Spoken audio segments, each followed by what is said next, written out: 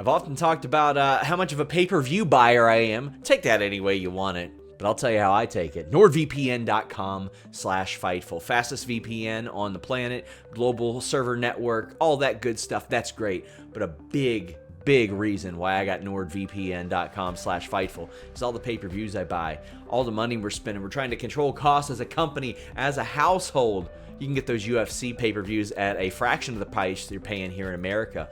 Plus, you can get all kinds of great content that you wouldn't normally see thanks to those services as well. Shows that are on overseas services, things that you want to watch a little bit early so you get on that UK time and watch them. Being able to change the interfaces of things like the WWE Network. Maybe you don't like Peacock, anything like that. NordVPN.com/Fightful gives you that ability while having the fastest VPN on the planet.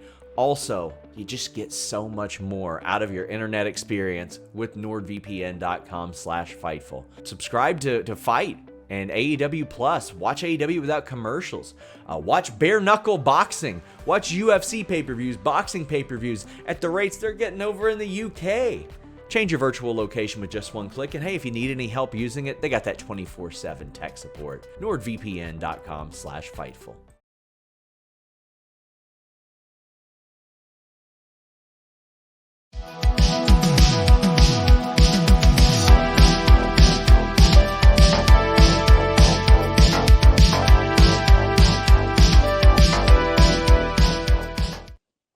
Hello, everyone. I am Scott Edwards of Fightful, and today I am with the one and only Hyan. Hyan, how are you today?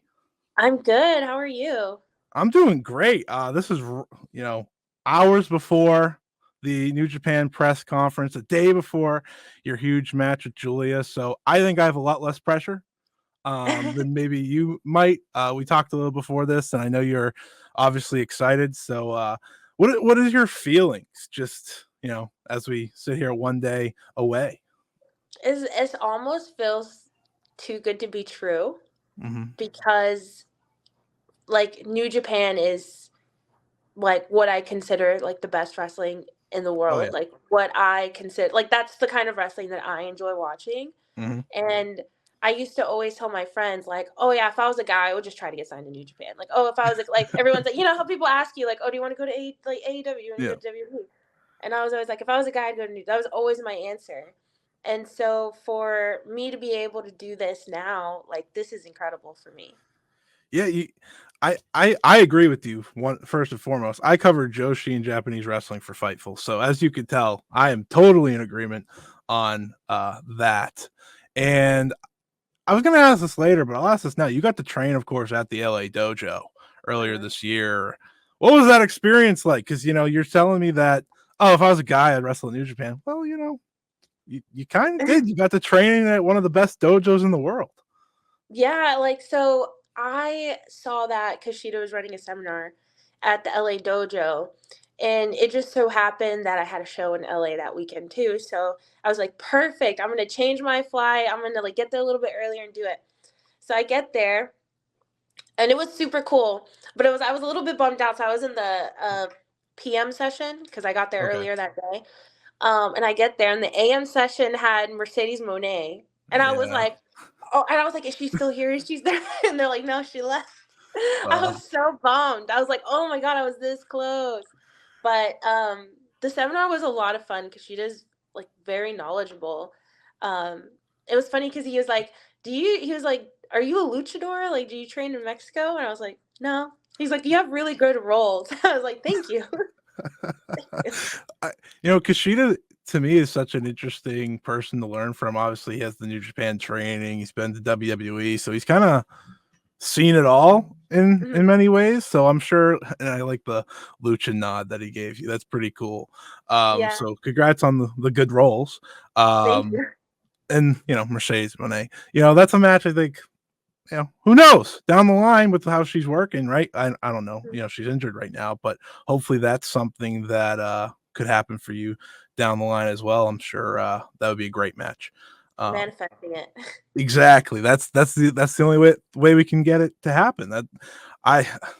Mercedes Moné even wrestling outside of WWE after all these years, I feel like is a manifested type thing in many ways, and she's absolutely killing it.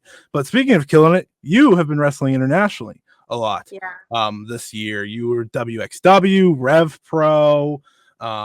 How has your experience been over there? And just, is that something that was like a bucket list type thing? You've been doing Rev Pro for a few years now, especially, but jumping into Germany, and how has that experience been? It's been incredible. So I was actually talking to WXW like back in 2019 before the pandemic happened. So I was planning on going there, but pandemic happened, and all life happened. So that Yeah. got pushed back. And with Rev Pro, like they're just like my family over there. Like they're my best That's friends. awesome. I love going there. Andy Quilden is an amazing guy. He knows what he's doing. And yeah, he like hit me up one day. He's like, "Hey, do you want to come back to England like for like this anniversary show?" Like, he had some plans that fell through, but we still made it work. And so we went over there, and like it was my third time being over there. I was over there for like 3 months, and it was so much fun. Like we did a York Hall show. We did, the Copper Box. We went to Wembley afterwards, and there's a lot of talented men and women in the UK, and their scene I feel like is starting to rev up again. Yeah, Um, big and time. I'm excited to just be a part of it. Um, and Germany was incredible too. Like, it's so cool seeing like how different countries wrestle, or what's their take on wrestling. And I was over there for a month too, and just an incredible experience. Like the staff, like so professional. Like it was such a good time. Did you pick up anything from working in Germany that maybe you didn't have in your repertoire beforehand? I would say slightly. So I would say Okay. that the way they wrestle in WXW Germany, I feel like they really accentuate like traditional heel and Mm, babyface roles mhm. that with American wrestling and even in the UK, like it can be a little bit blended where Yeah. you can have a heel do something flashy, and we just accept it, right? We're just like, okay, that's fine. And over there they're more like, heels should be heels. Heels are bad guys. Don't outshine your baby face type of thing. So it's really cool to kind of go back to almost that like foundational, traditional like wrestling piece, which I Mhm. appreciated. And they have really good coaches there Yeah. that will literally they'll watch the whole show and give you critiques afterwards, and That's I always awesome. appreciate that. And I'm guessing it's something you'd like to continue to do. We're closing out 2023 now, but I feel like after, your tournament run there, get into the finals, some unfinished business, I'm thinking in WXW. I think so too. I spoke to them afterwards on the last show, and they were like, "Please come back," and I was like, "I would love to." Yeah. I was Oh, ready to okay. be home for a little bit first. I Yeah. haven't been home in like 4 months. Yeah. So I was about to, bring that up because your last match in Rev Pro was the 11th anniversary show, Mhm. correct? Against Alex Windsor and Mickie James, for the British title. What was that experience like? 4,000 in the Copper Box, biggest Rev Pro show maybe ever. Like, what was that experience like? And being in such a big match, right? You have Yeah. obviously Alex Windsor's great and the champion, but Mickie James. Yeah, I Everyone knows was Mickie like, James. I was like marking out for Mickie because I even told her after the match, and I was like, I'm so happy I got to wrestle you. I was like, I see Trish and Lita as like Rock and Stone Cold, you know what I mean? But Yeah. I was like, I see Mickie James as like Ric Flair, like Mm, so to me it was like such an honor to be in mm, the ring with her and um just trying like when I walk into these kind of like big match situations, yeah. I do get that nerves, but I always try to like tell myself like, dude, like soak it in, like try to when you're just go go go, you don't really get to like really make that memory because you're just focused Yeah. on what's in front of you. And I just try to tell myself and give myself a second and be like, yo, have fun, like this is you might not get to do this again, so just like soak it up. And when I do that, the nerves melt away, and it was such a great experience. Were you able to soak in the hardcore country chants that never ended during that match? Unfortunately, I was able. They live in my nightmares. I think they live in mine too, but I wasn't in the match. The monotone, nonstop, hardcore country chants were a thing to remember. I remember it being stuck in my head for the next day. I'd just be like, catch myself like saying hardcore country. I'm like, oh, what is happening? I think I You're said not that the to first someone. person to say that, though. Multiple people have told me, like, oh, I watched your match. I have hardcore country stuck in my head. I said it to someone, I think that, that had no idea what I was talking about. They're like, what are you talking about? And I was like, I told them exactly. I was like, oh, well, there's this crowd that wouldn't stop chanting it. And Yeah, that's dueling exactly what chants happened. of hardcore country. Oh, it was incredible. But I'm happy you got obviously that opportunity. You have a big opportunity coming up tomorrow, of course, and that's the big talking point. I'm not gonna beat around the bush anymore. We're gonna get right into it here. You are facing Giulia 1-on-1 for the Strong Women's Championship at Fighting Spirit Unleashed in Las Vegas. How did the opportunity come about? We'll get to the nerves and the excitement of it, but how did the opportunity for this match come up? So, I was in England, and as some people may know, Rev Pro has like a very good relationship with New Japan. Yep. A lot of the guys there work for Rev Pro and New Japan, and it was like maybe like 1 or 2 nights before the Copper Box show, and Andy Q texts me. He sends me a screenshot, and it was like a message of like Rocky asking him like, "So tell me about Hyan."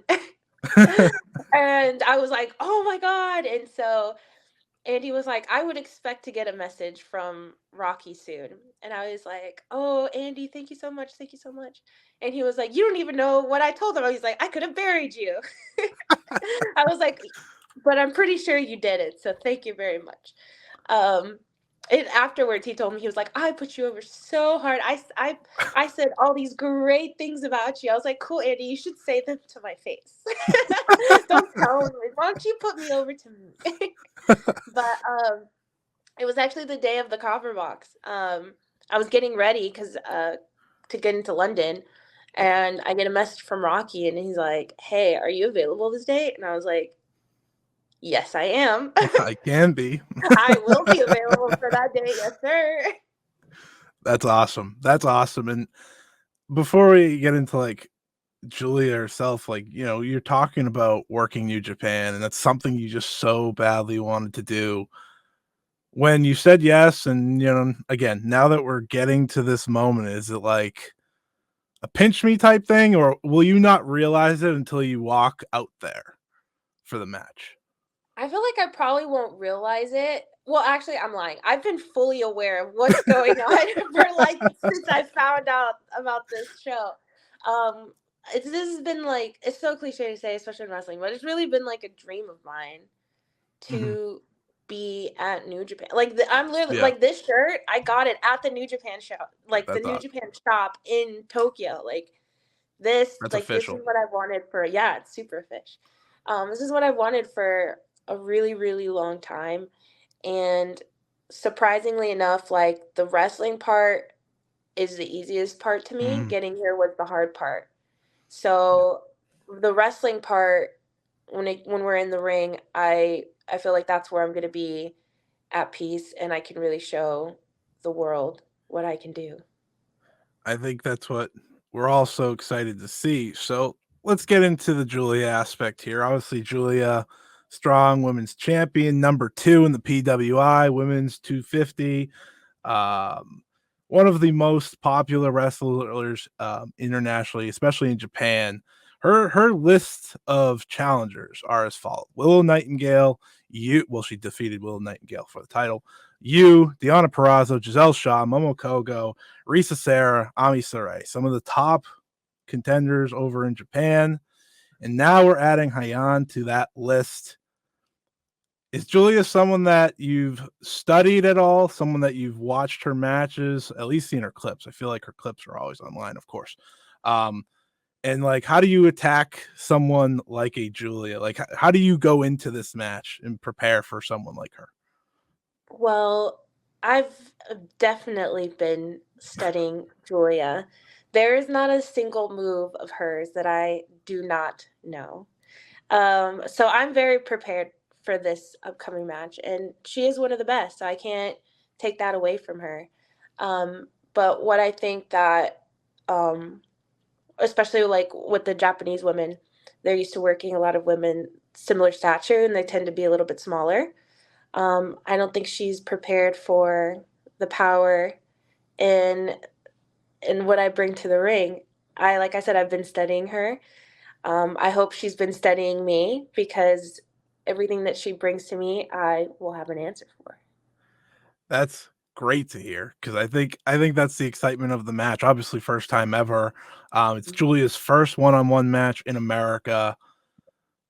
This is in many ways, you're the hometown player here. Obviously, it's in Las Vegas, but she's the one coming here. So if there's anything you'd like to, and of course you have the press conference coming up, but is there anything you'd like for people to know that maybe are Giulia fans watching this, or trying to learn who Hyan is? What would you tell them? What should we expect? Obviously, you talk about the power, you talk about that you've studied her. You know every single move she's ready to bring at you. What should people know about you as we get into this?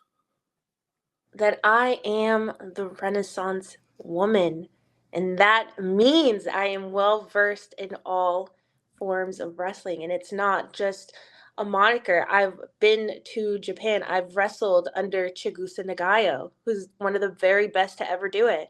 I've Legend. been to England. Yes.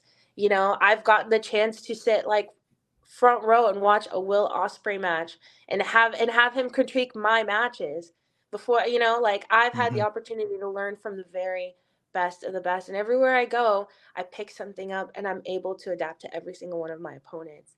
I bring an intensity that I think everyone is going to be very excited to see, and it's going to be a hard-hitting match. I got the full-on promo I was hoping for. I watched your video that aired when you laid down Yeah. the challenge to Giulia. What was that like? Just like what, it was such a cool video. You told, and Shout out Dan Miller. my favorite part is you told her luck is out. Yeah. So, Yep. just putting that together, what was that experience like? It was super cool. So, down in Texas, we have this guy, Dan Miller. He Mhm. works with a lot of promotions in Houston, more so with like New Texas, and he's actually a huge Giulia fan. So, I messaged him and I went, "Hey man, like I'm gonna put together this like promo. Like, can you help me out with it? Like, Mhm. I'm giving you like essentially like creative control, but this is kind of the idea that I have." Yeah. And he like took it and ran with it. He is so creative. He's so good. We went to this like private poker club in Houston to like film this. And he has like a sound studio in his house. We went and recorded all of that. And he put it together like literally like within a week. He absolutely killed it. And when I told him, I was like, yeah, it's going to be in Vegas. He was like, let's play on the Vegas. Let's do something with Mhm. Vegas. I was like, okay, dude. And, he sent me like a few preview clips before, we sent it off and before I saw the full product. And I was like, this is so cool, man. I was like, we're good. Afterwards, he was like, you're getting signed, baby. See, I I was think like, that thanks. it was so good. It was so well done. So of course, shout out to him for helping put that together. Um, and what was the reaction like on your end of things? When that finally was aired. I don't remember the show. I wish I remembered the show. And like the reaction, the match was official. Like, what was that like for you? just getting all that reaction from whether it's Stardom fans, New Japan fans, fans of yours? Like, was it a lot? Was it crazy? Yeah, so I was in Germany, so I was like Okay. on a totally different like time zone. Yeah. So I remember I literally like I woke up, you know, my alarm goes off, I wake up, I check my phone, I'm on Twitter, I went, oh crap, it's already out. And then just seeing the response was really incredible because I've been doing this for a while, Mm-hmm. and like I really represent Texas really hard. Me and Brian Keith do, because there's so many talented people in our state, but it's really hard to get noticed. I always told myself, you know, if I was living in the Northeast, maybe my career Where would I look a little live. bit different. Yeah, if you know, my career would look a little bit different. So for someone like from Texas, where we're in our own little island of indie wrestling, um, it was really nice to see the reaction. Mm-hmm. And I think and I was just like, this is perfect. Like everything's finally coming together. The wrestling's been it's always been there for me, and Really? getting able to show that, like I said, the wrestling's the easy part for me. Like getting Yes. here was the hard part. The wrestling is the easy. So now it's the easy part of showing what I can do. Yeah, you bring up that Texas scene, right? Talking Brian Keith, and there's been countless amazing women's wrestlers to come out of Texas like yourself. How has that affected your career? Because you've come up with some of the very best women that are still on the independent scene. Some have been signed, obviously. Like, I think anyone that dives into the Texas scene overall comes out of it like, wow, there's just so many prospects there. But you're right. Yeah. If it was in the Northeast, maybe it would be like more on the radar of a lot of people. But Yeah. for you, and someone that brings that with you pretty much everywhere you go, how has that affected you? What does it mean to you? And now that you get to represent at such a big show in such a big match. It means a lot to me because I remember when people were starting to notice BK and people were like, "Oh my god, like Brian Keith, he's so good." And all of us down here were like, "Guys, he's been this good. He's been this way." I've known Brian Keith since like my first day of wrestling training, my guys. I've seen how good he is for so long, and it was just like no one's ever shined a light on our group, our little ragtag group in Texas. Like we're Mm. out here, there's some insanely talented people here, but just because they haven't gotten that spotlight, and it's hard to get out there. Literally, you can drive, 6 hours in any direction, you'll still be in Texas. Um, so it is hard to get noticed, but when people do get noticed, people are always like, "Whoa, wow." Yeah. Yeah, because we have some insane talent down here. We have a bunch of people that work really hard. We have some good training schools here.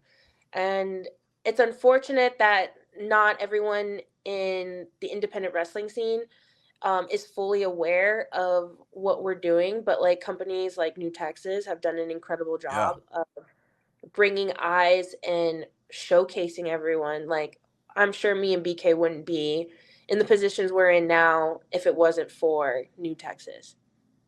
Yeah, I mean, New Texas, I know you've done a lot of work there, and obviously you're trained in reality of wrestling. And I think what's so interesting is like, at least from everyone that I've talked to, women's wrestling kind of lives in Texas, I think, on the independent Does. scene. And I think you're obviously a big part of that. You were one of, the I don't I one of the earlier trainees of reality wrestling, and you've been going and going and going like we've been talking about this whole time. What does it mean to you to kind of push the women's wrestling aspect of Texas? Because like yourself, there's Roxanne Perez, of course, and I know Gigi Ray, it had made some waves recently. I think she might be going over to Japan soon. Promise Braxton, like there's a lot of exciting talent. And Yeah. what does it mean to you to be part of that? Like, hey, again, pay attention to us. But women's wrestling obviously is a hot topic nowadays, as it should be. So again, like further pushing the Texas scene, further pushing women's wrestling, further showing we should all be seen. What does that mean to you? It's awesome, and it does mean a lot to me. And I think that the reason why the women that we have in Texas are so good is because, one, we all our trainers do a very good job of treating us like equals Mm-hmm. when we're in training. There's no one goes easy on us because we're girls, right? Mm-hmm. And even if they do, the guys will get yelled at, and I think it's so funny. We'll be in the ring, and sometimes you'll see a guy like, not really wanting to hit the girl, and then he'll literally get yelled at, like, no, hit her hard, hit her how you would, And because we have like that equality in how we train the girls, I think that's why they come out so strong. And there's kind of like this culture, I feel like, of, well, there's a lot of camaraderie between the Mm-hmm. girls. Um, like Roxanne's one of my best friends, AQA when she was on the scene. Yep. We all have we have our little group called Girls House that we all literally like push each other. And because we are all friends, Mm-hmm. we all have like a comfortability where we can tell each other, hey, you fucked up here in this match. Mm-hmm. Hey, what were you doing here? Hey, let's do this. Like, no, that's not really a good idea. We can kind of be direct with each other and not hurt each other's feelings, and always know that it comes from a place of like, I want you to be better, Yeah, not from a oh, like, not a personal attack. And because we absolutely. have that friendship, we can have that like um those hard conversations that maybe, like, if you're wrestling somebody for the first time, maybe you wouldn't tell them, hey, that was, not good. Yeah.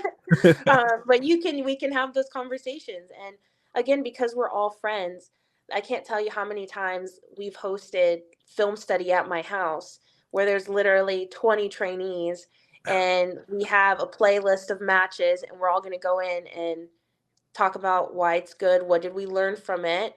Or sometimes we'll put in a match. Like we put in um a match, and it was a comedy squash match. And it was Will Ospreay versus Mad Kurt at Rev Pro. Yeah. And I put it on the playlist, and I said, hey guys, this is a match that's pretty comedic. It's also a squash match, but it's also a main event match. So let's watch this match and see what we can take from it, why it was good and why we like it, and all those things. So afterwards we'll watch the match. Everyone takes their little notes, and everyone goes around and tells each other, like, this is what I like, this is what I learned, blah blah blah.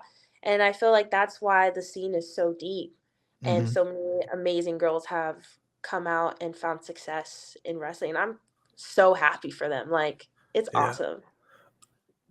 I think that's so awesome to hear, the friendships and the willingness to get better with each other.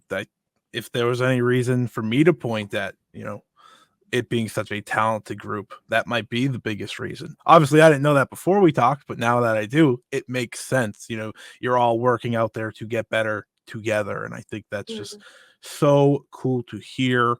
Um, Speaking of being really good, though, number 45 on the PWI Yeah. Women's 250. When you saw your name on there and at number 45, what was that like for you? I was excited. I was really happy. Like, Yeah. I never go into it like, when I Sure. see the PWI, like, I know it's coming up. I never go into it being like, oh, I hope I'm this number, or I deserve to be here. It's always just Mhm. like, it's to me, it's always like a pleasant surprise. Yeah. And it's always just nice to be recognized. Like, oh wow, I guess I did have a really good year. Or like, I'm glad people are paying attention. That's awesome too. Mhm. And to see, who else is on the list, and it's an honor. It's always an honor, and it's always fun too because I get to buy the magazine, and give it to my mom. See, look, mom, this is what I'm That might be the doing. that might be the best part. Yeah, It yeah. is. Out of 250, I mean, 45 is really high. And now you just keep going higher and higher. Maybe that could be part of your trash talk for Giulia. Like, I'm coming for number 2. Thank you. Yeah. Things like that. But congratulations on that. It's again still so cool. And I like that they expanded to the 250. I think PWI is doing great work, and again highlighting women's wrestling that way. Um, only a few more questions left because I know you got to go soon. So I Okay. do want to talk a little bit about your time in Japan. Like you said, you worked with Chigusa Nagayo. You competed in Marvelous, Sendai Girls, Pro Wrestling Wave. One, do you want to go back to Japan in the future? I think I know that answer. Two, what was it like learning from Nagayo, who obviously is coming over a bit more now to the US? And how did that, help you improve in the ring? Yeah, so, like, of course, I definitely want to go back. I miss Japan. It's literally like out of all the countries I've visited, it's my absolute favorite. Um, I've heard that a lot. it's a lot of fun. It's a lot of fun. Okay. And wrestling under, Naga-san, she is incredible. She's also really funny. She's really nice and really, really funny.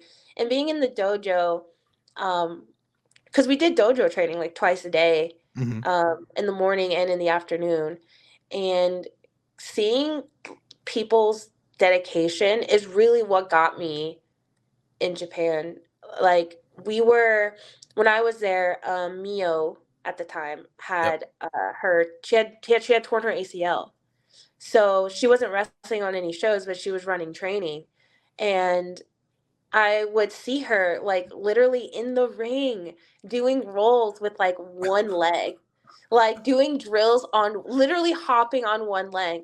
And I was like, "Where are your knee pads? Where's your knee brace?" And she's like, "No, I don't need it." I was like, "You need it."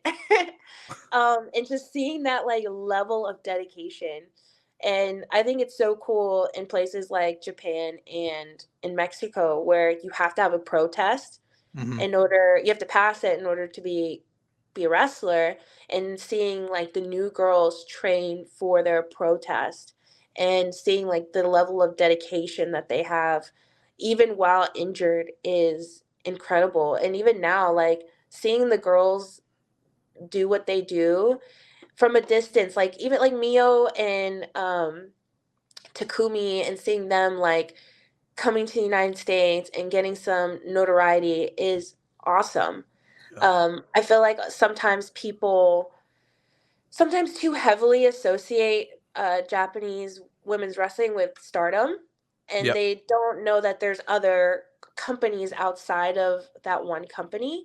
Mm-hmm. And like there's so many different, like you said, like Sendai Girls, that's like Meiko Satomura's company, Marvelous, Kind like of a there's big so deal. many other, yeah, like there's so many Yeah. companies, and there's so many talented women there.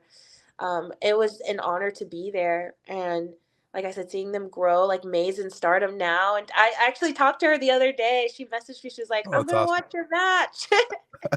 And I got to That's wrestle May when she was like still when she was still really new. Like she was mm-hmm. wearing like a singlet at a time. She Yeah. didn't have like her like personalized gear yet. Mm-hmm. So it's cool to see her now. Like she's a high speed champion. Um, I really would love to go back, and it's Japanese women's wrestling and Japanese wrestling in general is, I feel, the best. It is the best, but we don't need to leave it up to debate. It is the best. I absolutely agree with you. Safe space. We Um, can say that. uh, who were your favorite opponents there? You said Takumi, you said Mio, Momono, even May. Even in her, when she was young in the singlet. But you wrestled multiple promotions. Was there anyone that you one really enjoyed wrestling with, and two, all these years later would like to wrestle again? So probably like my favorite match, just because I was like, I can't believe I'm in this match right now, was with Sendai Girls, and I was tagging with Aja Kong, and I wrestled Mako Normal day. Satomura. Yeah, just casually tagged with Aja Kong, and then wrestled um Mako Satomura and Mika at Sendai Girls. And I was just like, I can't believe this is like a match that I'm just casually in right now. That was pretty surreal for me. Yeah, I couldn't even imagine. Obviously, that setting is just like, look to you like, oh, Aja Kong's my partner. That's cool. No, Yeah, that's right? cool. You just have two legends in the ring. Obviously, Mika is fantastic in her own right. So that's just so cool to hear.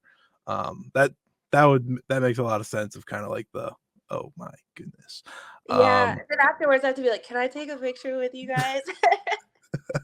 uh, as we get close to wrapping up here, talking about Japanese wrestling and how New Japan has kind of dove into the women's wrestling side of things, right? Of course, you're challenging for the strong women's title, and you know it's still in its infancy. It's been about a year since the IWGP Women's title was officially introduced. That'll be a year in November, from a historic crossover, and then the strong women's title, of course, as we only just got it this year.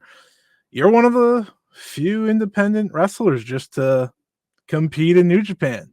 No big deal. It's fine. No big deal. Independent women's wrestlers, to be specific.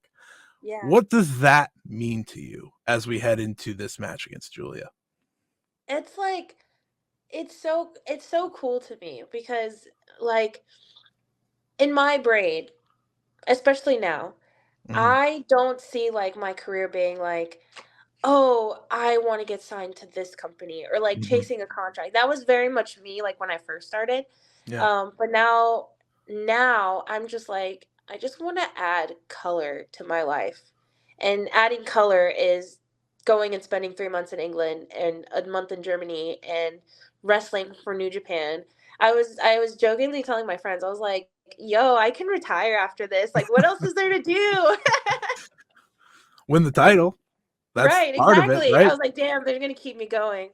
Yeah, like winning the title, I think. But that's so great to hear. I like the idea of bring color to your life rather than chasing contract. And of course, there's people that do that, and that's great, and that's part of the business. But I love hearing your love for it.